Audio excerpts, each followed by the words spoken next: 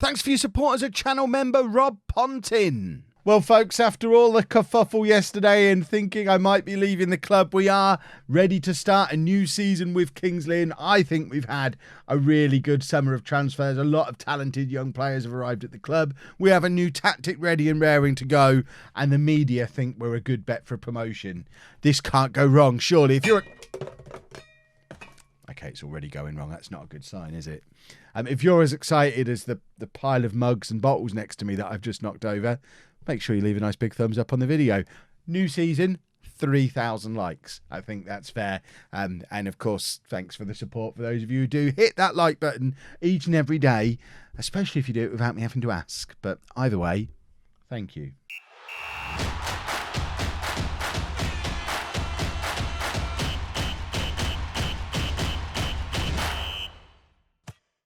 Hello and welcome to part 21 of Non-League to Legend. I'm Kevin. Coming up on today's episode, we have the first two games of the new National League season. We're at home against Yeovil, away against Boreham Wood, and today's the day we get to show off all our shiny new toys. If you weren't here for the transfer special yesterday, firstly, I suggest you go back and watch it. But these are the players that we brought in. You can see there's potentially another one coming in as well. We'll talk about him in the next episode, or maybe later in this episode if he ends up coming in. But he's another option as a defensive midfielder. But this is the new look tactic that we're going to be using this season. A 4-3-3, initially a control possession one, although actually we're not really filling that area at all. I wonder if we push him a little bit further forward. Does that? What can we do? That means we've now got issues there. Maybe if we get you to come in a little bit more, if you do that, you're going to fill that area a little bit better. We'll keep an eye on that. If Simmons ends up looking very isolated, then we'll look to maybe adjust things around to unisolate him. But for now, this is the system that we're using, and this is the control possession version of it. We've abandoned the tiki-taka altogether. My view is we start control possession, we start balanced, and then we adjust as we need to during the game. So we've got a wing play version if we want to get out wide and whip some crosses in. We've also got a more counter-attacking version of it if we want to drop back and protect a lead. We can obviously push on and get a little bit more attacking with this if we want to. Push the likes of Payne, Myton, maybe the wing backs a little bit further forward. But I think this is a decent starting system, and I'm hoping it's going to work. So we're going with new boy Grimshaw in goal. Lots of new faces today, by the way. I've ruined the team cohesion on dynamics. So I expect a slow start to the season. I'm certainly expecting a slow start to the season. But if we can avoid getting battered in these first couple of games, then I'll feel very, very positive. So we're going with Grimshaw in goal. For the first time in a long, long time, a flat back four of Fleming, Bernard, Odemayo and Hughes. Doherty's at the base of the midfield. Payne and Parsons together in front of him. This is one of the big motivators for switching this system up. Finding a way to get Payne and Parsons together in the same midfield, both in their natural positions, which is super handy. New boy Myton, the guy who's expected to be the star of the season, out on the left wing. New boy Martin on the right, and one of our new strikers, Kendra Simmons, gets the nod to start the first game of the season up front. We have got options from the bench to switch things up if we need to. Obviously, Brad Watkins still knocking around the place. Lavinia can play anywhere in these kind of areas. Davis can play anywhere in these kind of areas. McAnuff can go anywhere in here. And Joe Hardy is a striker. We signed him just to do striker things. There are a couple of players struggling with a little bit of match fitness. So pre-season obviously didn't go as well as it might have done. Connor Parsons, I don't know why he's so tired. Same with Hughes. But by and large, we're reasonably fit. Not doing too badly. Give Myton the number 23. Ooh, the trendy, fashionable number. Excellent stuff. And hopefully we're going to put on a good showing for the first game of the season. We've got, like I say, a lot of very good, young, talented players, which of course, especially when you're early on and they're still not gelled together, and maybe morale isn't where it could be because you had a ropey into last season maybe. But these are the kind of players where when they play well, they're going to look absolutely sensational. But I am expecting a certain degree of inconsistency just because of how young they all are. I mean, Alfie Payne, at age 21, not only is he our captain, he's one of the most senior players in terms of age as well.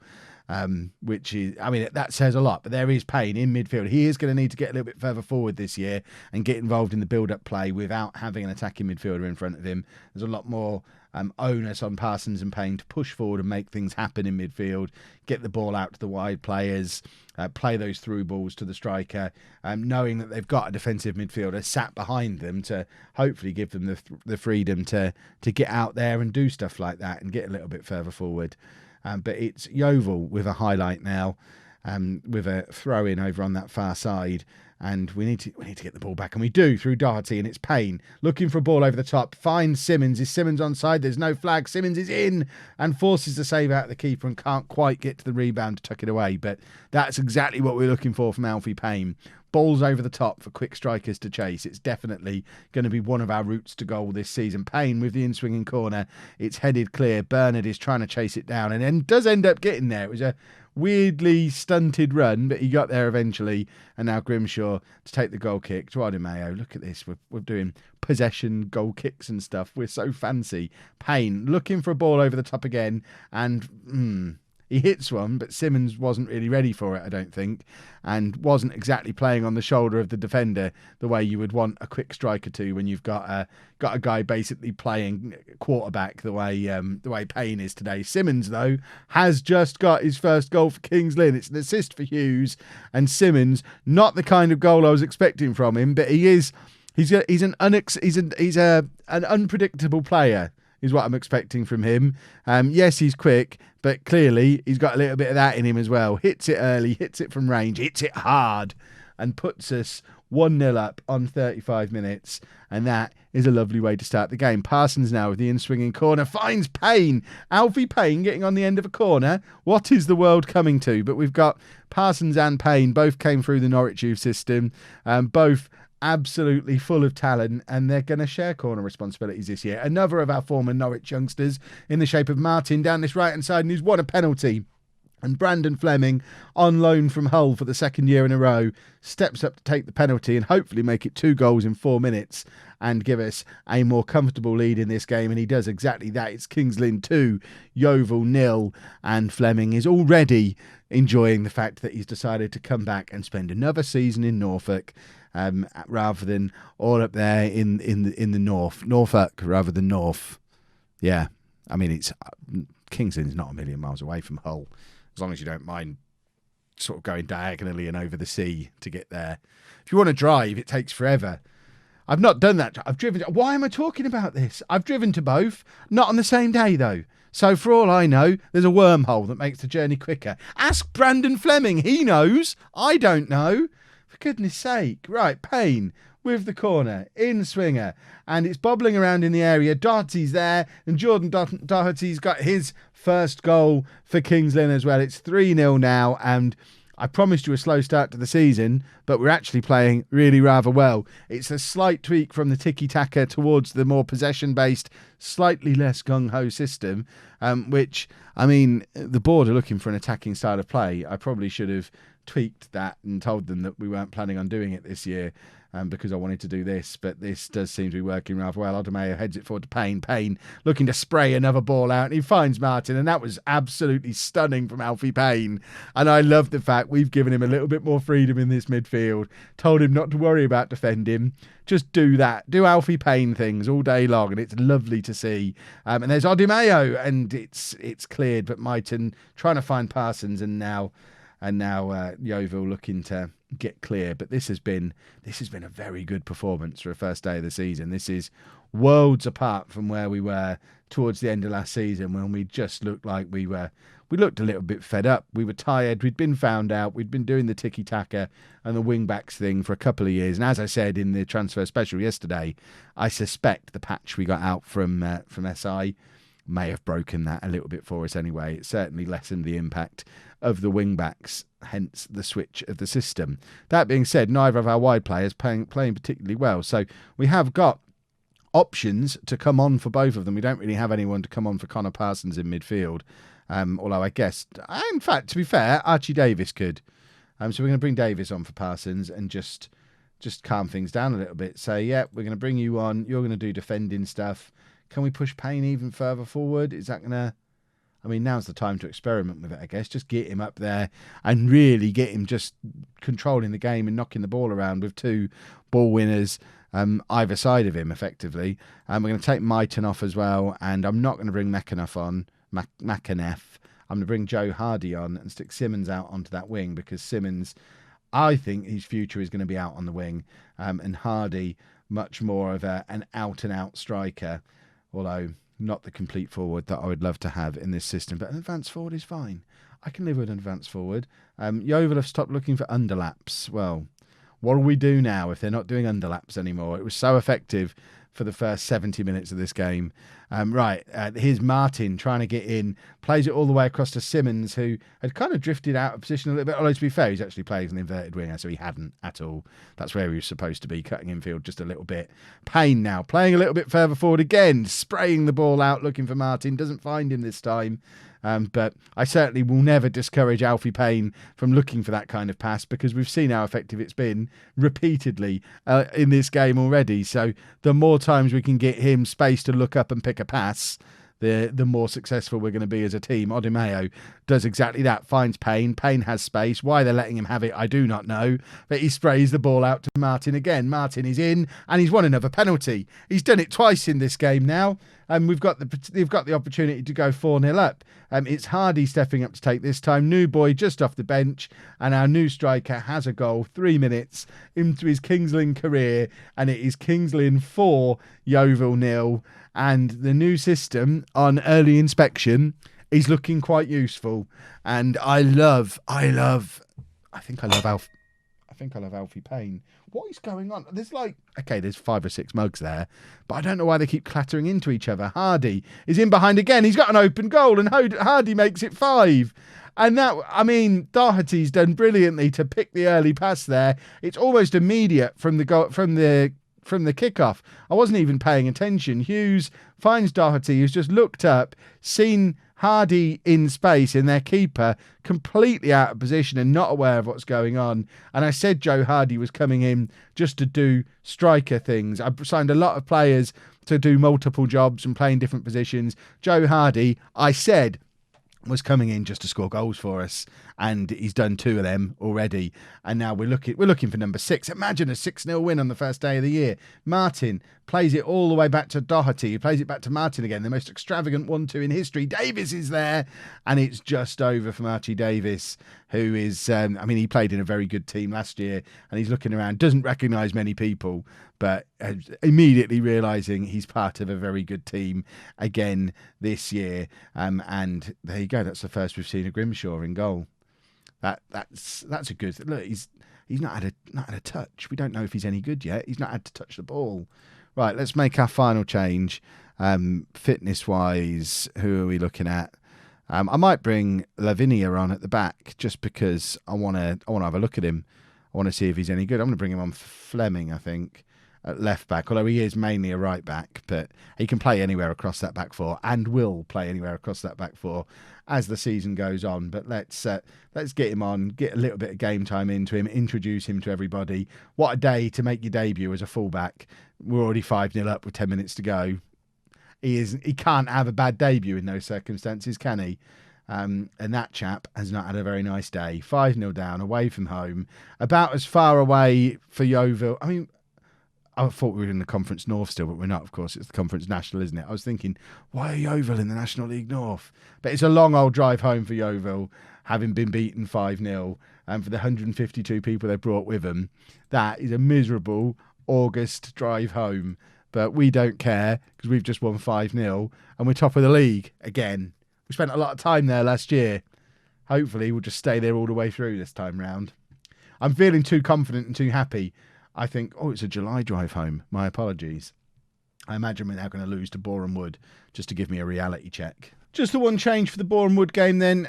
We're away from home, so I've got Davis in rather than Parsons in the midfield, just as a more defensive-minded option. Neither of them had particularly great games in the last game, so I'll keep rotating around and figuring out what's going to be the best way to do things. I'm not pushing Payne forward the way I did after Parsons went off in the last game, and I am a little bit concerned about that area again, but it's considered a minor issue. So as long as it's a minor issue, we won't worry about it. But I don't like having any areas of the pitch where we're not adequately covering them. The obvious solution is pull Simmons back and maybe push the wide players further forward, but it seems a little bit risky to me.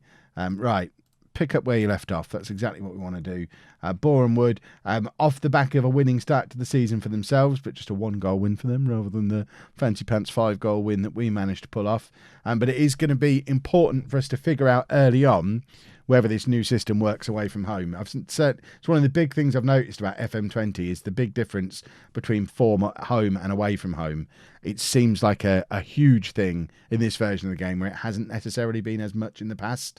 So we've got the direct counter-attack system that we are training, and if that ends up being our away system, then so be it. Davis with the early shot from the edge of the area. And don't think I missed Payne with his first deep lofted through ball of the match. I saw it. I know it happened. And hopefully he just continues doing them all day long. Rather worryingly, Alfie Payne has been linked in the media just now between these two matches with a move to League One Gillingham. His value is currently £83,000. I would be looking for 300,000 or 400,000 for him, but that's me I'm basing that on him not wanting to go. If he decided he wants to go, I don't know what kind of fee we could get for him. Payne with the in-swinging corner. It ends up with Odimeo, who hits the frame of the goal, and there's Simmons again for his second goal of the season. He scored his screamer in the last game, and now he's got a tap in. I told you that man's got goals in him, but he's got a wide variety of different types of goals in him. And this time it does come from a corner. Odimeo did really well. I think it's actually saved by the keeper rather than coming back off the crossbar, which is what I thought had happened. But either way, it's a quick reaction from Simmons and a very tidy finish. And now Payne to take the out-swinging corner this time. And I think we've won another penalty. We have. Foul in the area. I didn't see who it was who was fouled, but Brandon Fleming stepping up for his second penalty in 2 matches, our third penalty in 2 matches. And Fleming with the chance to go joint top scorer, and he blows it. Straight, it wasn't straight at the keeper. It was a decent penalty and a very good save. But either way, Fleming's off penalties forever now. We should have brought Hardy on to take it. We've already seen Hardy score. To be fair, we'd already seen Fleming score a good penalty as well. But that's beside the point. I don't want to get bogged down in details when I can overreact. I love an overreaction. I'm talking of overreactions, not really seen much out of Myton yet in either of these games. After bigging him up so much when I signed him, I'd like to see a little bit more from him. I'm tempted to switch him to an inside forward rather than an inverted winger, mainly because I've never really seen any inverted wingers work, but I've got him as an inverted winger now for 2 reasons. Reason 1, apparently that's his best position on the left-hand side. He is mainly a right winger anyway.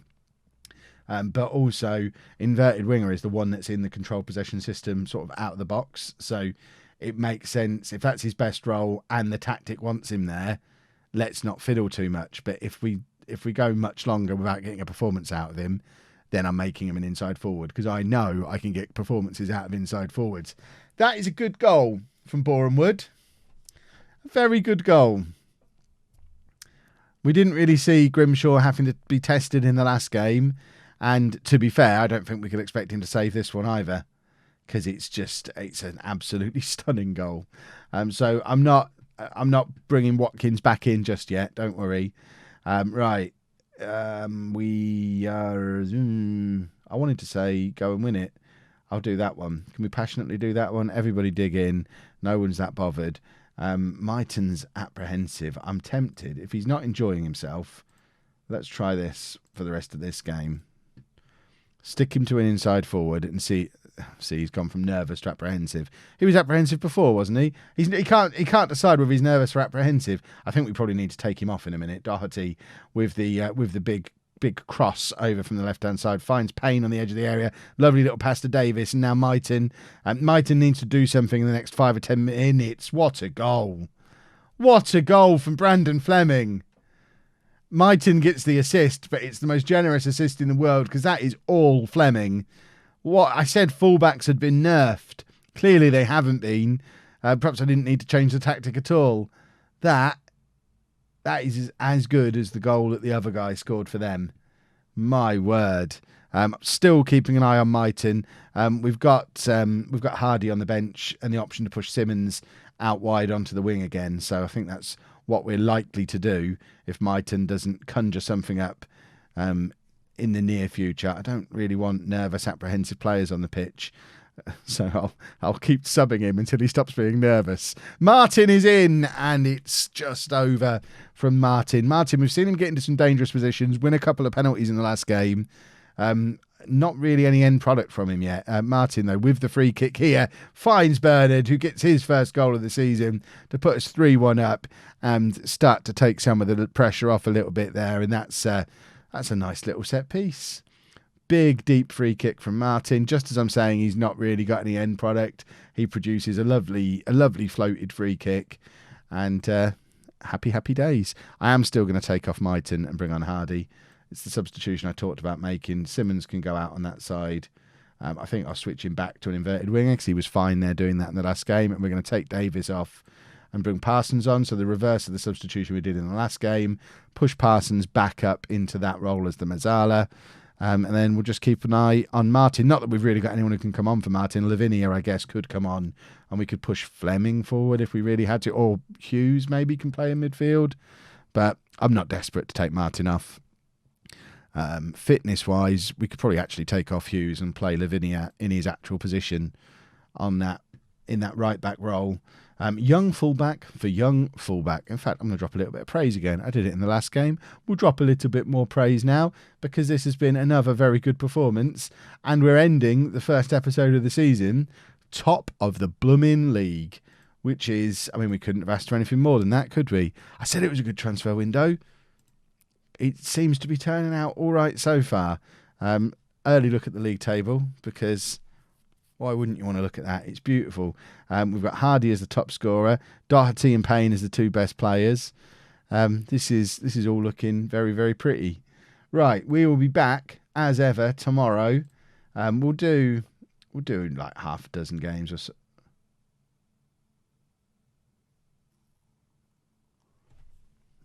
Oh, tell me we're not glitching. Why are we playing in the Scottish Challenge Cup? Let me know down in the comments, is that an actual thing? I will be so very upset if the whole save glitches out. Why are there no English teams? I mean, I know why there's no English teams in it, because obviously it's the Scottish Challenge Cup. Why are we in it? I hope that's just I'm going to just hit continue once. I need to rest my players as well. Not that there's any training for them to miss there. That hasn't disappeared. Oh, no. No. If this save breaks, we've got 2 games on the same day. If the save breaks, I'm going to drive down to Sports Interactive and not leave until they fix it. We'll worry about that tomorrow. If you've enjoyed that, please make sure you leave a nice big thumbs up on there for me. Subscribe to the channel for daily Football Manager videos. And thank you very much for watching.